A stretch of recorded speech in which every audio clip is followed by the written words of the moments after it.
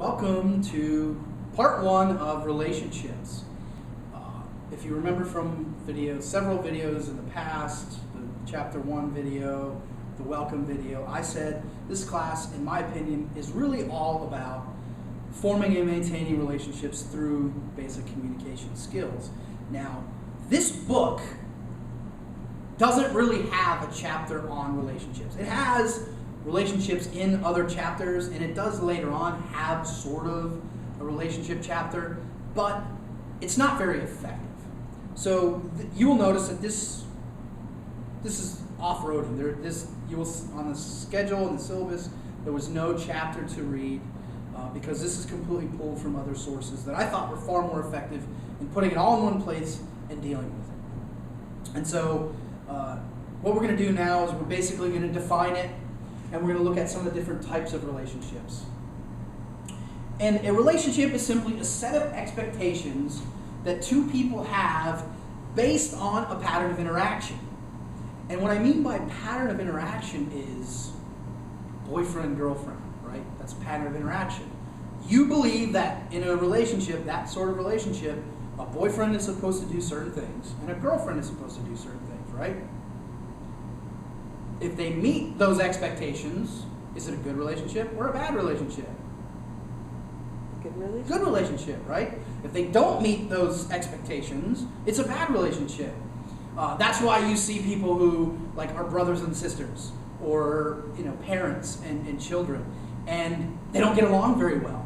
And that's because one or both groups within that relationship aren't living up to the expectations that the other person has for somebody that's supposed to be that relationship.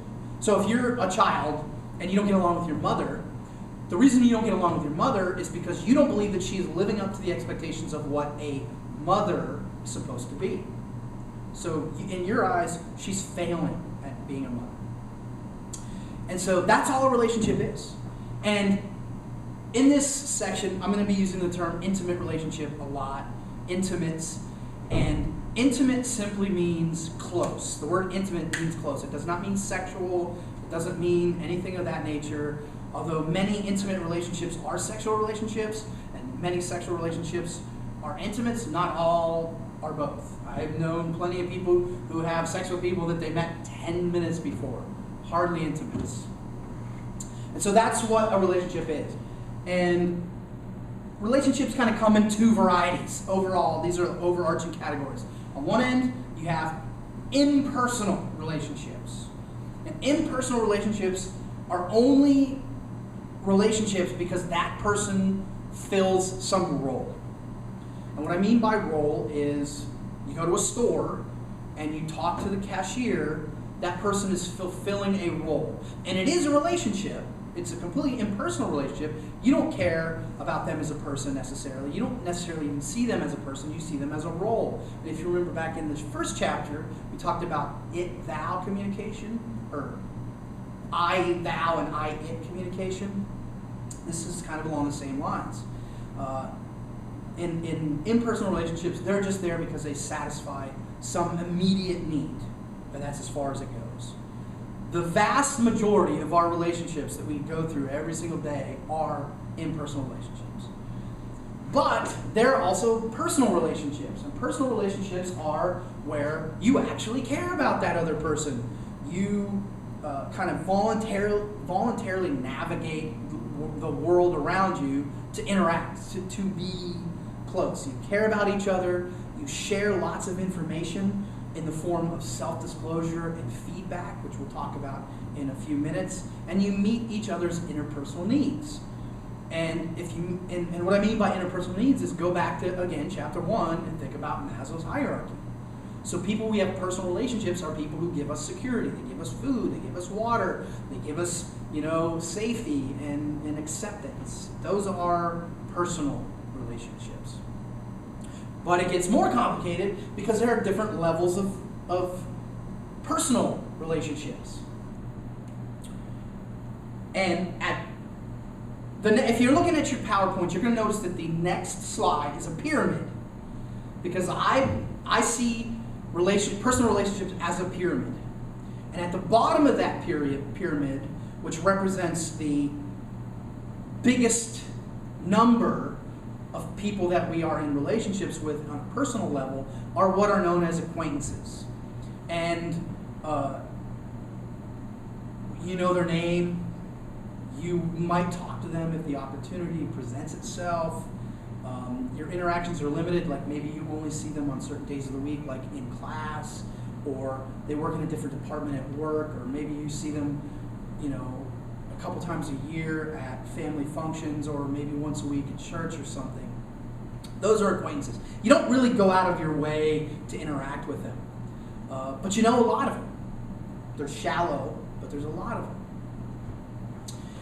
The next level of relationship is friend, the friend. And here, these are people that, like I said earlier, you have voluntarily negotiated much more personal relationships. And what I mean by that is you go out of your way to interact with them.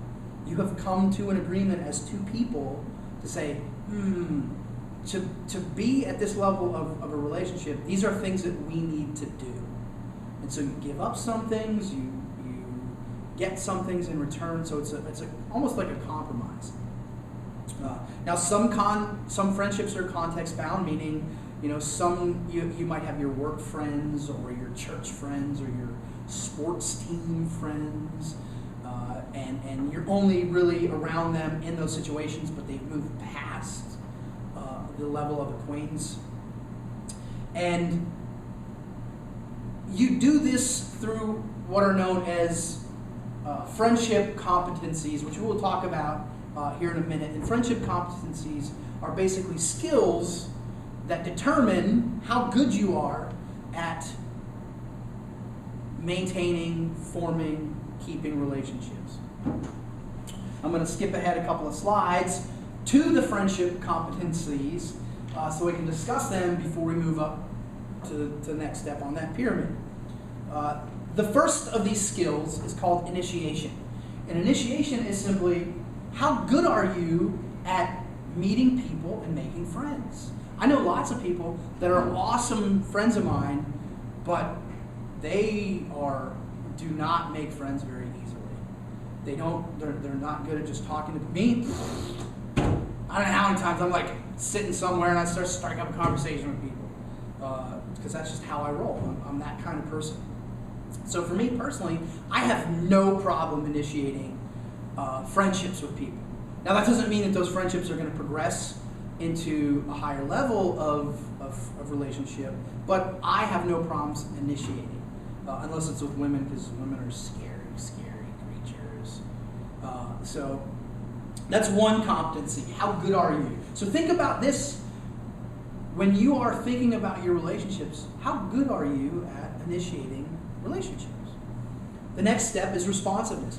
Responsiveness is how sensitive and aware are you of the other person's needs? And do you react properly to those needs? So if you know you have a friend that, let's say, is emotionally fragile, they just get upset very easily, are you going to accept that? Or are you going to be a giant turd and just treat them like everybody else and constantly upset them? If you do that, that person is probably not going to be your friend for very much longer. Then you have self-disclosure. Self-disclosure is revealing information about yourself to that other person. And this is information that is important. It's not stupid surface level, my favorite ice cream is vanilla. That's not really self-disclosure. Self-disclosure would be something like saying, oh, I can't have children, so to have my son, I had to have a donor. That would be self-disclosure, because that's an important. Or telling you where I was born, Grove City, Pennsylvania. That's self-disclosure. It's important information. The more self-disclosure you put out there, the more likely you are to get self-disclosure in return, which is going to make you two better friends. The next one is emotional support. This is similar to responsiveness, except for it has to do with how well you are at empathizing with them and being able to provide comfort based on that empathizing. Many people, especially guys, aren't particularly good at this because our culture, our society, pushes emotions down in guys. Guys are supposed to be almost emotionless. And there's a reason for that culturally. It goes back 150 years. But we've evolved as a society, but guys are still being brought up to be strong, emotional, emotionless creatures. And so oftentimes when their friends, especially female friends, are having issues, guys don't really know how to deal with it. And it causes problems. I'm sure every single one of you has had a problem with a male friend where you were in need and they didn't react well to it. They didn't give you empathy. They just ignored it. They moved past it or whatever because they just didn't know how to deal with it. And this is a skill that especially those of you who are gentlemen need to really work on if you want strong relationships. Because who wants to be good friends with somebody who doesn't empathize with them and provide support when they are in need? And then the last one is conflict management. Now, conflict management gets its own whole chapter. But the better you are at dealing and managing with conflict, the better your relationships are going to be. Because if you deal with conflict correctly, nobody's getting mad, nobody's getting angry, nobody's getting all butthurt. Everybody's like walking away from conflict satisfied. And so your relationships are going to be stronger. So that is how we, make strong relationships, by taking these 5 skills: initiation, responsiveness, self-disclosure, emotional support, and conflict management, and improving them within a given relationship, and that is going to make your friendships stronger. Now we're going to back up a couple of slides to intimates, close friends, intimates. These are the people that you have utmost trust, very high degrees of self-disclosure, meaning you share a lot of really important information with them. A lot of interdependence. Interdependence is what you do affects them, what they do affects you, which we'll talk about. Characteristics of relationships in a few minutes. You have high degrees of affection, very high degrees of connection with them, but there's fewer of them. Now, friends, when you look at the pyramid, I'm going to go to that slide. If you look at the pyramid, you will notice that as you move up, it's a pyramid, so it gets narrower. And that's how friendships work. You have lots of acquaintances, and then you move up to the friendship section, and you have fewer, but they're deeper. And then you go to the intimates, and you have fewer still. Most people only have maybe 3 or 4 intimates. Now, because it's a pyramid, there are people who are right on the level between really close friend and just a friend, right? Because if you look at the pyramid, you can be a friend who is just above the acquaintance level, or you can be a friend who is just below the intimate level. And sometimes we confuse the two. But when it comes to true intimates, we only have a couple. If any, you might not have any at a given stage in your life. You don't have anybody. A good friend, like somebody that's right on the line, but still within the friend section, this is somebody that you would say, hey, I killed somebody. And they're like, oh, damn. An intimate is somebody like, hey, I killed somebody. Can you help me bury him under my porch? That's an intimate. That's the difference there. Super close, you trust them, but you have fewer of them. So those are the 3 levels of personal relationships. Now, this slide seems kind of like this one little slide. This is very, very, very important. Because men and women form and maintain relationships very differently. I'm sure that does not come to a surprise to any of you. But I guarantee you there are those of you sitting out there who you're female and you have a lot of guy friends. Or you're a guy and you have a lot of female friends. Or you have a guy and you have no female friends. Or you're a girl and you have no female friends. There's a reason for that. And that's based on your expectation of that other person. Because we form and build and maintain relationships based on certain expectations. Women tend to develop close friends through communication. Lots of talking, lots of self-disclosure. They share their feelings. They talk. They just sit around and talk, right? Would you concur with that, all of you ladies out there in TV land?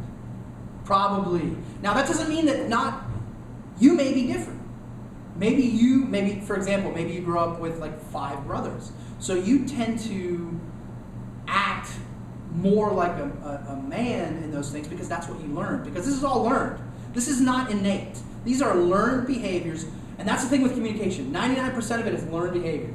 It comes from our society around us. For example, in my situation, I was raised by my mom and my grandmother. So in a lot of ways, when I communicate a lot like a female. Like, I don't have a problem sitting around and just talking about feelings or emotions or disclosing information. I don't have a problem with that. As a matter of fact, when I'm sitting around playing, video games with my buddies, sometimes they get annoyed because I'm like, hey, how you going? How you doing, man? What's going on? And they're just like, grunt, drinking their beer, grunt, fart, playing video games, right? And I'm like sitting there going, can't we just have a damn conversation? We can do it while we're still playing the video games, but you can have a conversation. Men, on the other hand, form relationships and maintain relationships through doing things. They want to do stuff together. It doesn't matter what the thing is. It could be sports. It could be hiking. It could be camp. It could be fishing. It doesn't matter. It's just doing stuff. It might be a series of tests. For example, when I moved back to Pennsylvania from Maryland, Tim and I were friends. We were good friends, but we weren't like at that next level, like best friends yet. But as we hung out more and more, he's like, hey, could you let my dogs out this afternoon? I'm like, sure. So I succeeded. Then the next time he was like, hey, could you watch my dogs overnight? And I'm like, sure, no problem. And because his dogs didn't die, I succeeded that test. The next time he was like, hey, can you watch my dogs for a weekend? And I'm like, okay. And again, because his dogs didn't die, I passed the test. And then he's like, hey, here's the key to my house. Can you watch my dogs for a week? And I'm like, okay. And that's how guys do things. They put tests in front of each other. So, and if you succeed, you kind of move up the chain. Right, guys? I'm assuming all of you out there in TV land concur with this. Now, again, you personally might not be that way. In a lot of ways, I don't have to do that. I mean, I tend to because I am a dude, and I do like to do things, but I also, because I was raised by my mother and my grandmother, I also identify in a lot of ways with the female way of communicating. Now, where's the problem in this? Why does so many men and women have problems in relationships? Well, it's pretty self-explanatory. Females type people expect male type people to communicate like other female type people, right? So female people are like, hey, man, friend, how are you today? And the man's like, ugh. And that's it. And so the woman's like, I feel completely unfulfilled. This relationship is terrible. And so it doesn't progress anywhere. It doesn't go anywhere. And it might even cause conflict. But it happens the other way too. I know plenty of guys who are like, I wanted to take my girl fishing. And she was like, gross. And so they're like being negative towards her because she didn't want to go out and go fishing. Because that's not because the guy's being a jerk. Or that other one's not because the girl's being stubborn. It's because that's how they do it. That's how they themselves form and maintain relationships. So we expect other people to form and maintain relationships the same way that we do. But that's not unrealistic. It's unrealistic. So when you are trying to form relationships, especially with somebody of the opposite gender, what you need to do is understand that, hey, this is a guy or this is a girl. They do things differently. So you have to adapt your own tactics, your own behavior to move that to the next level. If you've ever seen the movie When Harry Met Sally, you notice this in the movie. Like, he gets to pick date nights sometimes and she gets to pick date nights. And they do a lot of talking and sharing. They have side-by-side screenshots where they're talking on the phone till all hours of the night. But at the same time, they also go out and do things like go to the batting cages and go to museums and stuff. So they're doing stuff, but they're also communicating. And that's the whole point of that movie, is to show that it is possible for men and women to have friendships that don't revolve around sex. And it is possible. We just have to be willing to understand that we communicate differently. And so that is an important that one little slide is incredibly important. And so that is going to be the end of section 1. Join us for section 2 when we talk about the characteristics and life cycles of relationships.